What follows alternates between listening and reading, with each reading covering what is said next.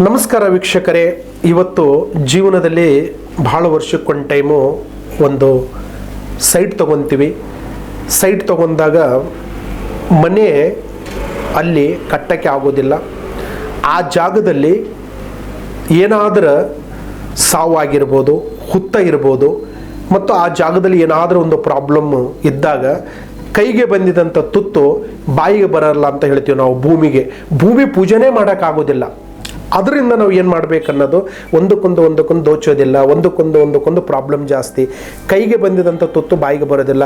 ಅಯ್ಯೋ ಸೈಟ್ ಕೊಟ್ಟೇ ಬಿಡೋಣಪ್ಪ, ಇದು ಬೇಡ ಸೈಟು, ಮಾರಿ ಬಿಡ್ತೀನಿ.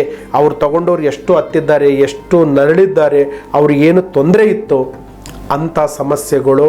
ಒಬ್ಬ ಮನುಷ್ಯ ಸೈಟ್ ತೊಗೋಬೇಕಂದ್ರೆ ಸಾಲ ಮಾಡಿರ್ತಾನೆ, ಒಡವೆ ಒತ್ತಿಟ್ಟಿರ್ತಾನೆ, ಜಾಮೀನು ತೊಗೊಂಡು ದುಡ್ಡು ತೊಗೊಂಡಿರ್ತಾನೆ, ತಾಯಿ ತಂದೆ ಕಡೆ ಸಾಲ ಮಾಡಿರ್ತಾನೆ, ಅಕ್ಕ ತಂಗಿರ ಕಡೆ ಸಾಲ ಮಾಡಿರ್ತಾನೆ, ಬಾಮೈದ ಕಡೆ ಸಾಲ ಮಾಡಿರ್ತಾನೆ. ಇಲ್ಲ ಸಲ್ಲದ ಸಾಲ ಮಾಡಿ ಒಂದು ಸೈಟ್ ತೊಗೊತಾನೆ. ಸೈಟ್ ತೊಗೊಂಡಾಗ ಏನಾಗುತ್ತಂದ್ರೆ ಭೂಮಿ ಪೂಜೆ ಮಾಡೋಕೆ ಆಗೋದಿಲ್ಲ ಅವನಿಗೆ. ಅಲ್ಲಿ ಭೂಮಿಯಲ್ಲಿ ಏನು ತೊಂದರೆ ಇದೆ, ಸೈಟಲ್ಲಿ ಏನು ತೊಂದರೆ ಇದೆ, ಆ ಸೈಟಲ್ಲಿ ಏನೇನು ಪ್ರಾಬ್ಲಮ್ ಇದೆ, ಅದು 100ಕ್ಕೆ 100 ನಾವು ತಿಳ್ಕೊಬೇಕಾಗುತ್ತೆ. 100ಕ್ಕೆ 100 ನಾವು ತಿಳ್ಕೊಂಡ್ರೆ ನಮ್ಮ ಜೀವನದಲ್ಲಿ ಯಾವುದು ನಮಗೆ ತೊಂದರೆಗಳು ಬರೋದಿಲ್ಲ. 100ಕ್ಕೆ 100 ನಾವು ತಿಳ್ಕೊಳ್ಳಿ ಅಂದರೆ ಏನಾಗೋದಿಲ್ಲ. ನಿಮ್ಮ ಎಲ್ಲಿ ಸೈಟ್ ತೊಗೊಂಡಿದ್ದೀರಿ, ಎಲ್ಲಿ ಜಾಗ ತೊಗೊಂಡಿದ್ದೀರಿ, ಅಲ್ಲಿ ಗ್ರಾಮ ದೇವತೆ ಯಾವುದಂತ ತಿಳ್ಕೊಳ್ಳಿ. ಆ ಗ್ರಾಮ ದೇವತೆ ಯಾವುದಂತ ತಿಳ್ಕೊಳ್ಳಿ. ಆ ತಾಯಿಗೆ ಏನೇನು ಸಾಮಾನು ವಸ್ತುಗಳನ್ನು ಕೊಡಬೇಕು.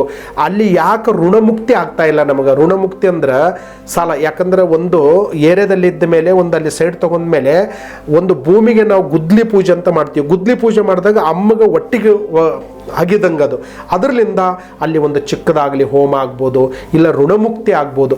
ಆ ಥರ ನಾವು ಗುರುಗಳೇ ನಾವು ಹೇಳ್ತಾ ಇರೋದು ನಿಮ್ಗೆ, ಈ ಭೂಮಿ ಪೂಜೆಗೆ ಯಾವ ಪೂಜೆ ಮಾಡಬೇಕು, ಯಾವ ಪುನಸ್ಕಾರ ಮಾಡಬೇಕು, ಈ ಭೂಮಿಯಲ್ಲಿ ಯಾವ ಥರ ನಿಮ್ಗೆ ಋಣಮುಕ್ತಿ ಆಗ್ತದೆ, ಯಾರು ನಿಮ್ಗೆ ಸೈಟ್ ಕೊಟ್ಟಿದ್ದಾರೆ ಅವ್ರ ಹೆಸರಿಂದ ಗುರುಬಲ, ನೀವು ತಗೊಂಡವ್ರಿಂದ ಹೆಸರದ ಗುರುಬಲ ಹೆಂಗಿದೆ, ಆ ಭೂಮಿಯಿಂದ ನಿಮ್ಗೆ ಒಳ್ಳೇದು ಹೆಂಗಾಗುತ್ತೆ, ನೀವು ಯಾವ ಸಮಯದಲ್ಲಿ ಪೂಜೆ ಮಾಡಬೇಕು, ಯಾವ ಸಮಯದಲ್ಲಿ ದಾನ ಮಾಡಬೇಕು, ಅದು ಗ್ರಾಮ ಇರ್ತಕ್ಕಂಥ ಜಾಗದ ಗ್ರಾಮ ದೇವತೆ ಆಗಬೇಕು.